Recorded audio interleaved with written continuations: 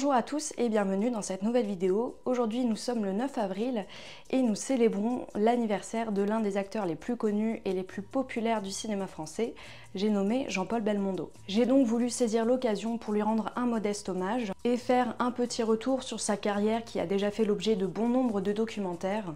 Cette vidéo n'aura donc pas vocation à être exhaustive, mais simplement de mettre en lumière de manière subjective la carrière de ce grand monsieur qui nous a tant apporté. On a tous et toutes des souvenirs heureux liés à Jean-Paul Belmondo. C'est un personnage absolument solaire, et je tiens à parler de lui au présent, puisque comme on le dit si bien, les acteurs sont immortels. Et c'est heureux que l'on puisse parler de Jean-Paul Belmondo sans avoir à occulter certaines facettes de l'homme. On vit en effet une époque où l'on est souvent obligé, entre guillemets, de séparer l'homme de l'artiste, et dans le cas de Jean-Paul Belmondo, on n'a pas besoin de faire ça. Jean-Paul Belmondo, c'est une figure qui fait l'unanimité. Prenons donc un temps pour le célébrer, pour se souvenir de lui et pour le remercier d'égayer notre existence. Si vous n'aimez pas la mer, si vous n'aimez pas la montagne, si vous n'aimez pas la ville, allez vous faire foutre. Jean-Paul Belmondo voit le jour le 9 avril 1933 à Neuilly-sur-Seine, exactement le même jour que Gian Maria Volonté, un autre très grand acteur. Nous célébrons donc aujourd'hui son 92e anniversaire. Acteur de cinéma, comédien au théâtre, cascadeur, Jean-Paul Belmondo, c'est la fureur de jouer dans tous les sens du terme. Que ce soit le cinéma d'auteur ou les fameuses comédies Toc Toc Badaboum, Jean-Paul Belmondo est à l'aise dans tous les registres. Et son nom est indissociable d'une forme de coolitude, pour reprendre les termes que Tarantino emploie à son égard. Even the name Belmondo. It's not just the name of a movie star. It's not just the name of a man. It's a verb. It's a verb that represents vitality, charisma, a force of will. It represents super coolness. Associé à d'immenses succès populaires, il a aussi tourné sous la direction de réalisateurs prestigieux tels que Chabrol, Godard, Truffaut, René, et aussi dans des registres plus légers, Zidi, Houry, De Broca et bien d'autres. Belmondo, c'est toujours un personnage, un caractère, un nom qui donne son titre au film. Le professionnel, le magnifique, le marginal, le solitaire, l'as des as, l'homme de Rio, c'est quelqu'un, Jean-Paul. Souvent un personnage truculent avec un caractère bien trempé. Mais si tu dois nous faire un malaise, je préfère que tu fasses ta déposition tout de suite. Comme ça, l'inspecteur Roginski nous tape tout ça et nous plaît tranquille. Allez vous faire foutre. Bon, vous mettez ça de côté. Et s'il appelle, tu me préviens avant qu'il nous fasse son malaise. Son nom seul, en grosses lettres jaunes, et ses postures héroïques qui apparaissent sur les affiches suffisent à remplir des salles. Des films qui ont une forte identité grâce au jeu de Belmondo, mais aussi dont on connaît les musiques par cœur, je tiens à le souligner. Si je vous parle de l'âge Koumoun ou de l'Incorrigible ou même Le Professionnel, je suis sûre que vous pouvez fredonner la musique de ces films de manière spontanée, ce qui prouve à quel point ces films ont eu un impact. En tout cas, Belmondo est un acteur très important qui a fait énormément de succès, et dont la filmographie est truffée de pépites. Et pourtant, si on s'intéresse à ses débuts, tout n'était pas gagné d'avance. Jean-Paul Belmondo est ce qu'on appelle un cancre à l'école. Il est plutôt indiscipliné et ne s'intéresse qu'au sport. C'est un jeune homme qui a besoin de se défouler. Mais un beau jour de 1948, alors qu'il est seulement âgé de 15 ans, il tombe amoureux du théâtre. Il a un coup de foudre avec le théâtre lorsqu'il voit une représentation des femmes savantes de Molière. L'idée de devenir comédien fait alors son chemin dans son esprit, et alors qu'il contracte une maladie qui l'oblige à aller se retirer dans le Cantal pendant un certain temps, il se décide à embrasser la carrière d'acteur. À son retour de cette retraite forcée, il s'inscrit au cours de Raymond Girard qui va l'aider à préparer le concours national supérieur d'art dramatique, auquel il va échouer à 2 reprises avant d'être finalement admis en 1952. C'est à cette occasion que son professeur Pierre Dux dira de lui qu'avec la tête qu'il a, il ne pourra jamais prendre une femme dans ses bras. Et il lui promet un avenir d'acteur abonné au second rôle. comme si faire que des seconds rôles était une tare. Je vous renvoie à mes vidéos hommages. C'est au conservatoire que Jean-Paul Belmondo va faire la connaissance de Jean Rochefort, Jean-Pierre Mariel, Philippe Noiret, Bruno Cremer, et on peut aussi noter la présence d'un certain Philippe Clair dans sa promotion, autre très grand nom du cinéma français. Néanmoins, la gouaille, la coolitude, l'énergie de Jean-Paul Belmondo qui feront recette auprès du public ne sont pas du tout du goût de ses professeurs, qui ne l'estiment pas vraiment. Anecdote célèbre, en 1956, lors du concours de sortie du conservatoire, il interprète une scène de la pièce Amour et piano de Georges Feydeau à la sauce Belmondo. Il reçoit alors l'acclamation du public, mais le président du jury, Marcel Achard, qui n'apprécie pas du tout Jean-Paul, lui décerne un simple accessit qui ne lui permet pas de rentrer à la Comédie Française. Les camarades de Belmondo le portent en triomphe pour le soutenir et celui-ci adresse un bras d'honneur au jury. C'est un épisode qui semble un peu anecdotique, mais qui illustre déjà le schisme qui existe entre le goût du public pour Belmondo, pour ses films, et la critique qui sera très sévère à son égard. C'est en 1956 que Jean-Paul Belmondo tourne pour la première fois au cinéma dans un film intitulé Les copains du dimanche. Film qui sera un petit échec, si bien que le jeune Jean-Paul Belmondo préfère retourner sur les planches plutôt que de refaire du cinéma. Néanmoins, il reviendra tout de même au cinéma, heureusement pour nous, 2 ans plus tard, avec le film Sois belle et tais-toi de Marc Allégret, dans lequel il rencontre son rival et néanmoins ami Alain Delon. Alors qu'il tourne de nouveau avec Marc Allégret dans Un drôle de dimanche, Jean-Paul Belmondo est repéré par un critique des cahiers du cinéma, un certain Jean-Luc Godard, qui voit en lui non seulement le nouveau Michel Simon, mais aussi le nouveau Jules Berry. C'est la raison pour laquelle ce dernier va l'embaucher dans un court-métrage qui s'appelle Charlotte et son Jules, un court-métrage qui va inaugurer ce fameux mouvement cinématographique qu'on appelle la Nouvelle Vague. Arrive alors l'année 1960, année cruciale non seulement pour Jean-Paul Belmondo, mais aussi pour le cinéma, avec un film qui s'appelle À bout de souffle, que vous connaissez sans doute, un film qui va complètement révolutionner le cinéma, qui va donner un nouveau souffle au cinéma, si je puis dire. C'est un film majeur de la Nouvelle Vague, là on pourrait peut-être même parler de tsunami tellement ça a vraiment tout révolutionné. Et c'est un film qui va conférer à Belmondo un statut d'icône mondialement connu.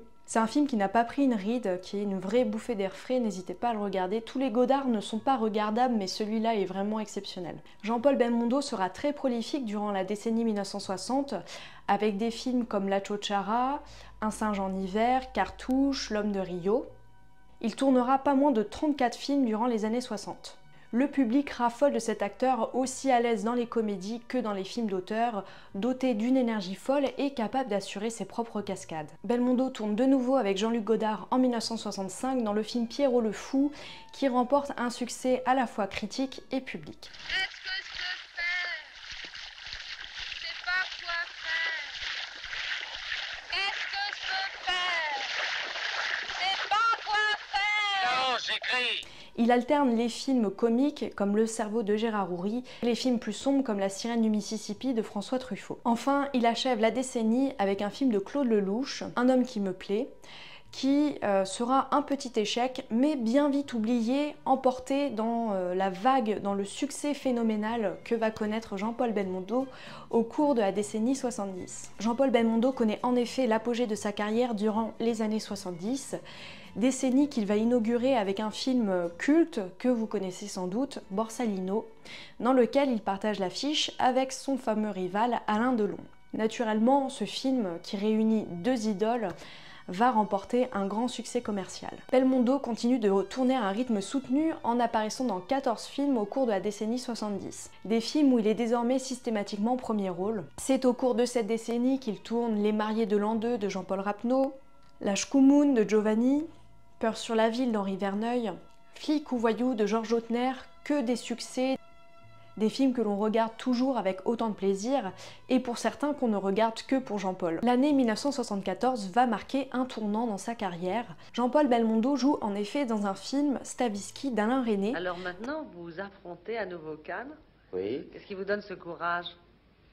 Ce courage, d'ailleurs, c'est René, parce que c'est un très beau film, et que j'espère que là, il n'y aura pas de sifflet. De toute façon, s'il y en avait maintenant, je suis plus résistant au sifflet que dans ma jeunesse.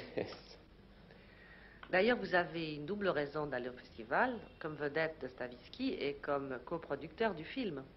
C'est ça, je me suis moi-même envoyé au festival en tant que producteur. J'ai demandé à l'acteur d'y aller pour me rendre service. Pour lequel il est également producteur. Or, malheureusement, ce film ne va pas rencontrer le succès escompté. De plus, il est mal accueilli par la critique, notamment lors du Festival de Cannes. Jean-Paul Belmondo sera blessé par cette expérience, même s'il ne l'avoue pas, et c'est sans doute cet épisode qui va le conduire à se tourner désormais presque exclusivement vers les films de divertissement. Cet échec néanmoins n'anéantit pas le moral de fer de notre ami Jean-Paul, qui revient l'année suivante avec un film que j'adore, Peur sur la ville d'Henri Verneuil.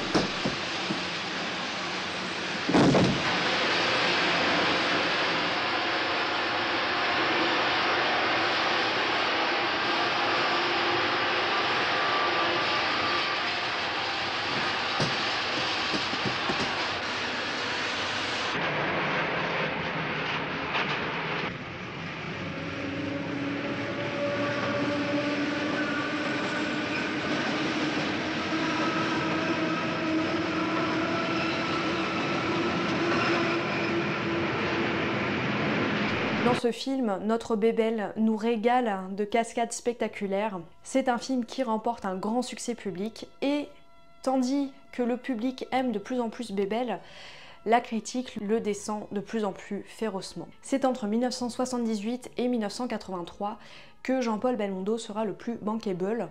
Sans pour autant atteindre le succès de Louis de Funès, il enchaîne les succès avec Flic ou Voyou, Le Professionnel, Le Marginal. Et au fil des années, Jean-Paul Belmondo se construit une espèce d'image de flic tchatcheur qui va un peu lui coller à la peau, mais qui en tout cas remplit les salles. Enfin, comme tout a une fin, ses succès commencent un petit peu à s'essouffler. Ce personnage de super flic n'attire plus les foules, ou en tout cas un petit peu moins, mais en tout cas Jean-Paul Belmondo prend la mesure de ce début de désamour entre lui et le public, en tout cas pour ses films où il joue les super flics, signe que Jean-Paul Belmondo non seulement écoute mais respecte le public.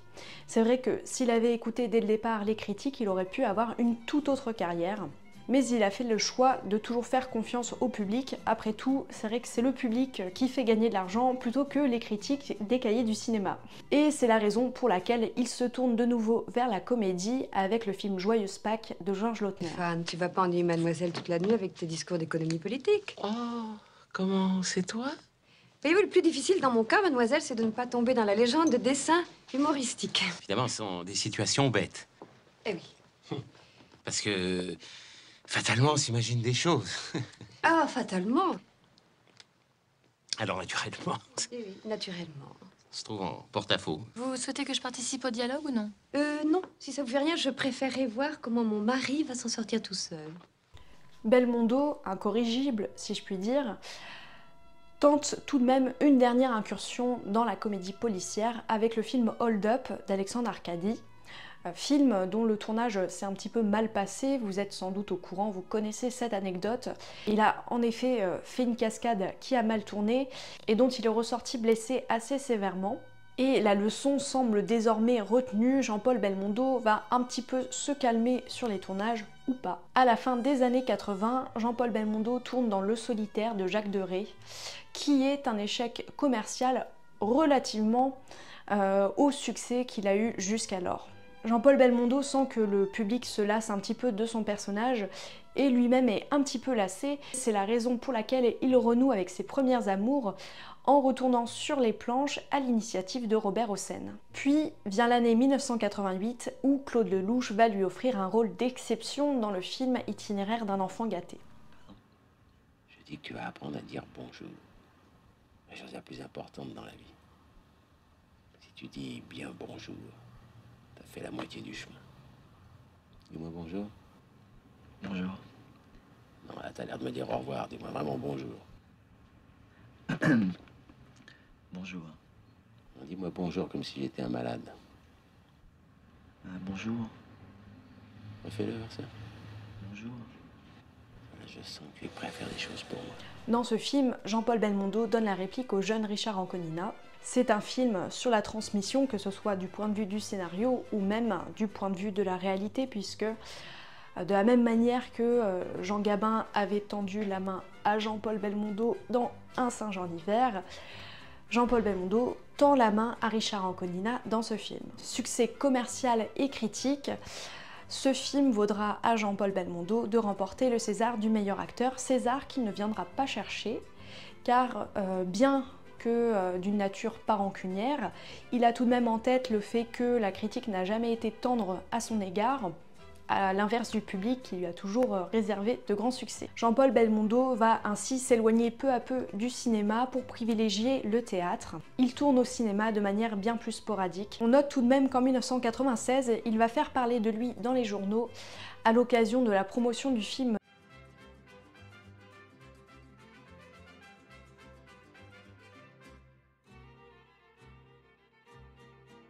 Donc 2 ans plus tard, Patrice Lecomte, que vous connaissez pour Les Bronzés fonds du ski notamment, décide de remettre sur grand écran le duo le plus iconique du cinéma français, Jean-Paul Belmondo et son ami Alain Delon, où Jean-Paul, âgé de 65 ans, réalise encore une ultime cascade. On a vraiment l'impression que, même si les années sont passées, Jean-Paul a conservé son âme d'enfant pour régaler son public. Très actif au théâtre, il continue de tourner dans quelques films et est malheureusement victime d'un gros accident de santé qui va lui laisser quelques séquelles. La fin de carrière de Jean-Paul Belmondo est surtout marquée par une reconnaissance institutionnelle. Va recevoir de nombreuses récompenses, des décorations, des ovations. Enfin, Jean-Paul Belmondo fait l'unanimité. La suite, vous la connaissez, ce n'est pas important, on ne reviendra pas dessus. Ce qui compte, c'est la vie de Jean-Paul Belmondo, car tout pendant qu'il a été vivant, il nous a donné tant de choses. Je voulais simplement célébrer ce grand monsieur qui nous a tant donné, qui nous apporte encore aujourd'hui. On le fait vivre en continuant de regarder ses films, en continuant de parler de lui, de citer ses répliques. J'espère que cette vidéo vous a plu. N'hésitez pas à partager en commentaire vos souvenirs de films avec Belmondo, ce serait un plaisir de vous lire. Et puis n'oubliez pas de vous abonner. Et moi, je vous dis à bientôt et boujou chez vous.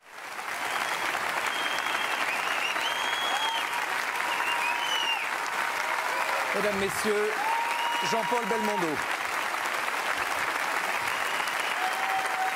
Voilà.